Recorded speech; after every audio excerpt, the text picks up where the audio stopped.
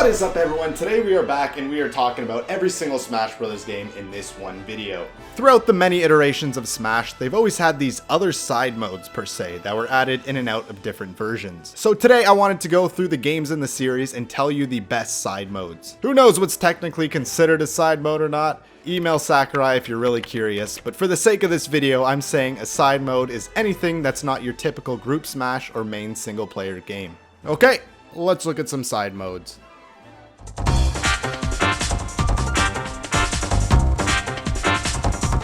Alright, let's start off with the first game here on the Nintendo 64, Super Smash Bros. And it had like 2 side modes or something?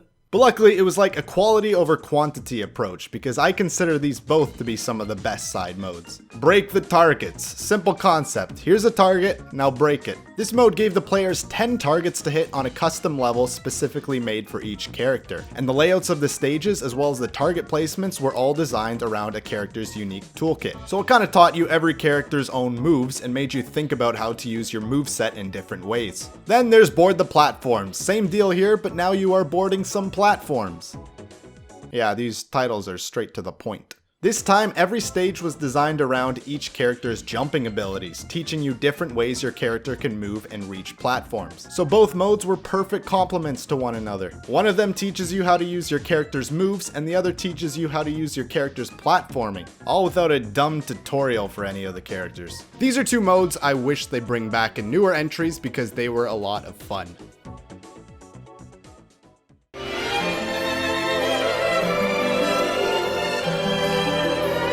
Then we get to Smash Bros. Melee, everybody's favorite Smash game, unless you're a casual scrub, but it did have to be the one with the most new modes introduced. Look at this intro, what an intro. This is what all intros aspire to be. Easily the best one in the whole series. As for the side modes, we first got Home Run Contest. It's like a fun arcade-esque mode, but it was kind of simple and repetitive to be considered one of the best. More of a neat little distraction, but I thought I still should mention it. There were a lot of other great modes here, like the new Adventure mode, and this one really felt like an adventure through the Nintendo universes. You first start off in Mushroom World, where dinosaurs descend down from the heavens, then you explore a Zelda dungeon with a bunch of zombie things that try and hug you. Then you accidentally press the self-destruct button and blow up the land of Metroidville. Actually, this kind of started the whole concept of Smash having interconnected stories and universes. Break the Targets is back, and it's still one of the best modes, this time with 25 unique stages for 25 unique characters.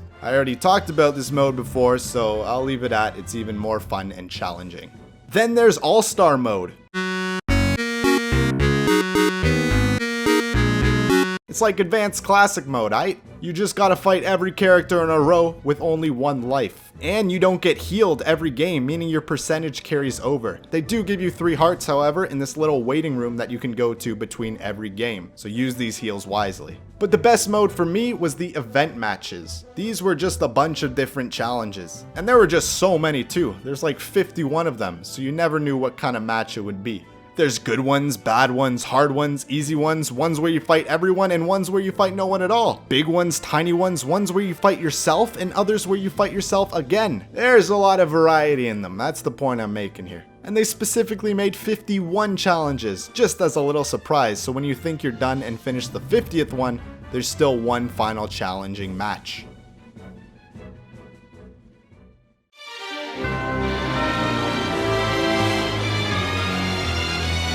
The next game on this Smash Bros. Fiasco is Smash Bros. Brawl, and this one brought back a lot of the great side modes. There's Event Match again, this time with only 41 events, but now there is 22 player events, making a total of 61 challenges. They're great, they're fun, they're awesome, they're challenging. And now there's a difficulty option. This time we actually got a stage builder, which was good, but bad kinda. Good because you can build your own stages. Bad because it was kind of limiting on how you can lay out and design your stage. But I still had a lot of fun in this side mode. Besides the main single player mode, there is once again All-Star. And now it has more characters to fight, so it's pretty great and more difficult. But the best side mode for me was easily the Subspace Emissary. This is like the greatest single player mode in any Smash Bros. The story, mood, and tone were some of the coolest thing we've seen in Smash Bros. It perfectly blended all the characters from multiple different franchises together in one believable world. And they did this without one line of dialogue, just through the impressive facial expressions of the characters. There were intense moments, sad moments, funny moments, and even a couple of plot twists in your journey. The atmosphere in the world and levels were great too. It's literally like you're in some post-apocalyptic Nintendo world where nowhere is safe. And I guess some evil guys are trying to create subspace and black holes. They keep blowing stuff up, so you just gotta go and try and stop them. The gameplay was alright too. The combat was pretty good. You fought various unique enemies with health bars that fly off when their health goes to 0. And you have traditional Smash fights too. But I liked more the exploration aspect of these levels. Some levels had different branching paths, but it was just cool to be exploring this wasteland of a Nintendo world. It felt surreal. This mode was just really creative and imaginative.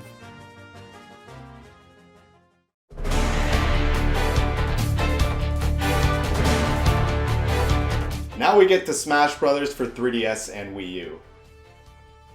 Nope, yeah, nothing wrong with those names. And there was, well, not much in terms of side modes, not gonna lie.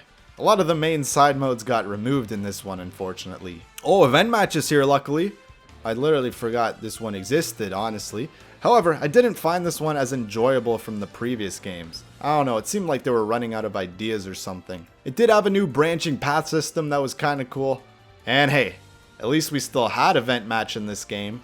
That's foreshadowing, by the way. Oh, the stage builder was updated, so you can now draw your stages, but it did take out a lot of the other features from the previous game. More of a dumbed down version. Kinda like 2 steps forward, 1 step back scenario.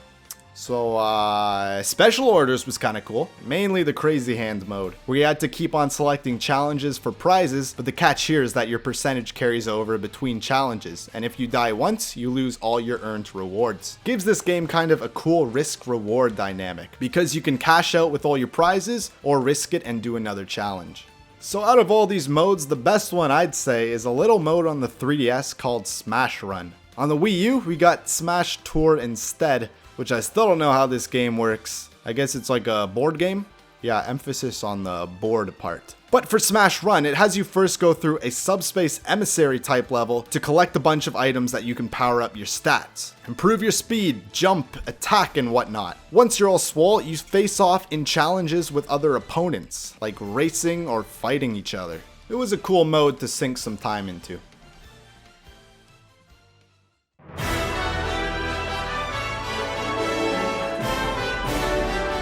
And now we come to the most current Smash Bros. Game, Super Smash Bros. Ultimate.